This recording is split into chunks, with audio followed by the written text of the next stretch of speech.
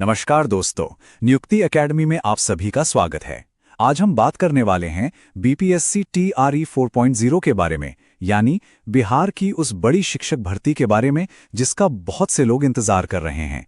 जो भी बिहार में शिक्षक बनने का सपना देख रहे हैं, उनके लिए ये विश्लेषण बहुत ही काम का होने वाला है। तो चलिए सबसे पहले उस नंबर की बात करते हैं जो सबकी जुबान पर है, 46,595। जी हाँ, ये कोई छोटा मोटा आंकड़ा नहीं है। ये उन वैकेंसीज की संख्या है जो टीआरई 4.0 में आने की उम्मीद है। ये बिहार के सबसे बड़े शिक्षक भर्ती अभियानों में से एक है जो इसे एक ऐतिहासिक मौका बनाता है। तो सवाल उठता है कि ये टीआरई 4.0 आखिर है क्या? देखिए, इसका पूरा नाम है टीचर रिक्रूटमेंट एग्जामिनेशन और इसे कंडक्ट कराती है बीपीएससी यानी बिहार पब्लिक सर्विस कमीशन। इसका सीधा सा मकसद है बिहार के सरकारी स्कूलों में क्लास 1 से लेकर 12 तक के लिए बढ़िया टीचर्स को भर्ती करना, वो भी एक पारदर्शी तरीके से। ठीक है, तो इस पूरी भर्ती प्रक्रिया को आसानी से समझने के लिए हमने इसे 5 हिस्सों में बांट दिया है।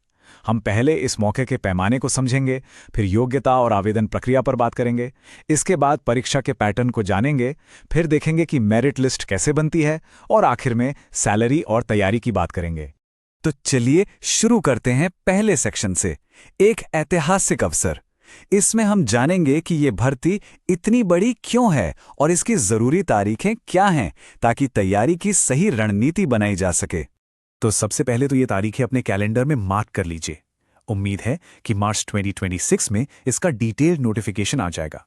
एप्लीकेशन कब से शुरू होगी ये तो बाद में पता चलेगा, लेकिन सबसे जरूरी एग्जाम की तारीखें पक्की हैं, 22 से 27 सितंबर 2026। यानी तैयारी के लिए एक क्लियर टारगेट हमारे सामने है।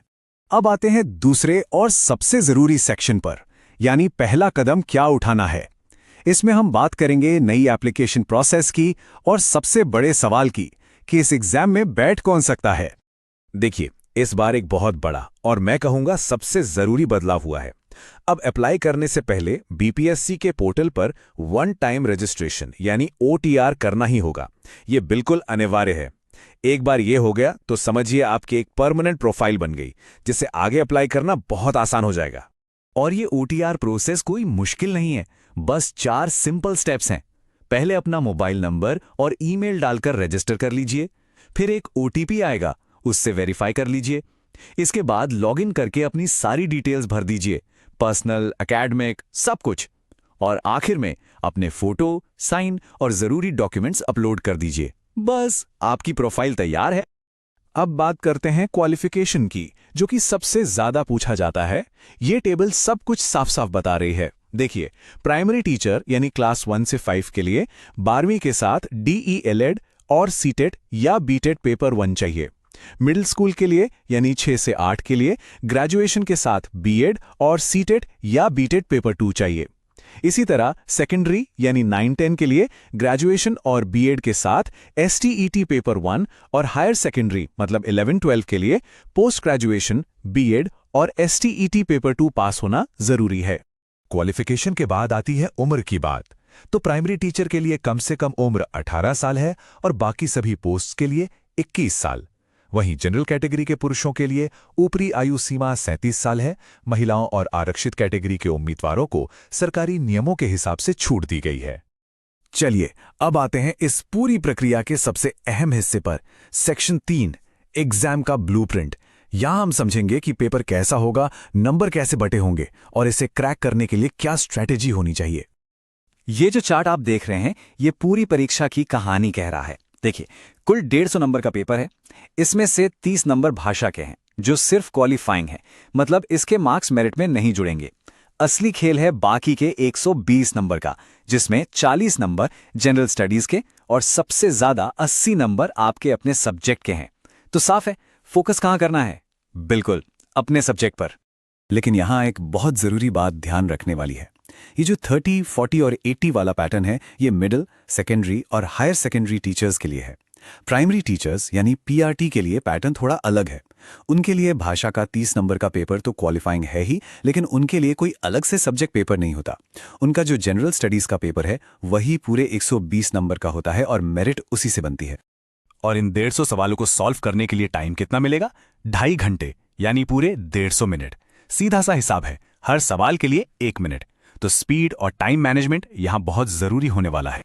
और अब एक बहुत बड़ी खुशखबरी, इस एग्जाम में कोई भी नेगेटिव मार्किंग नहीं है। जी हां, आपने सही सुना, गलत जवाब के लिए कोई नंबर नहीं कटेगा। ये एक गेम चेंजर है, क्योंकि इसका सीधा मतलब है कि सभी 150 सवाल अटेम्प्ट करने चाहिए, कोई भी सवाल छोड़ना नहीं है। तो एग्जाम दे दिया, अब आगे क्या? चलिए सेक्शन 4 में देखते हैं कि मेरिट लिस्ट तक पहुंचने का रास्ता कैसा है। और यकीन मानिए, ये बहुत ही सीधा और सिंपल है। पूरी सिलेक्शन प्रोसेस बस 2 स्टेप्स की है। स्टेप 1 जो सबसे जरूरी है वो है लिखित परीक्षा, इसी के नंबरों पर मेरिट बनेगी। और स्टेप 2 जो लोग मेरिट में आ जाएंगे उनका होगा डॉक्यूमेंट वेरिफिकेशन। बस इतना ही। और एक बात जो इस भर्ती को बहुत खास बनाती है वो ये है कि इसमें कोई इंटरव्यू नहीं है, 0 इंटरव्यू। इसका मतलब सिलेक्शन पूरी तरह से एग्जाम के प्रदर्शन पर निर्भर करता है। आपकी मेहनत ही आपकी सीट पक्की करेगी। हाँ, एक बात और, मेरिट में आने के लिए कम से कम कुछ मार्क्स लाना जरूरी है, जिसे हम क्वालिफाइंग मार्क्स कहते हैं। जनरल कैटेगरी के लिए ये 40% है, वहीं पिछड़ा वर्ग के लिए 36.5%, अत्यंत पिछड़ा वर्ग के लिए 34% और SC, ST, महिला और दिव्यांग उम्मीदवारों के लिए ये 32% रखा गया है। ये बस एक न्यूनतम बेंचमार्क है। तो चलिए, अब हम पहुंच गए हैं अपने आखिरी सेक्शन पर, यानी इतनी मेहनत का फल क्या मिलेगा और इस मंजिल तक पहुंचने के लिए सबसे अच्छी तैयारी कैसे की जाए। सफलता के बाद जो सबसे पहली चीज मिलती है वो है एक अच्छी सैलरी और एक सम्मानजनक करियर।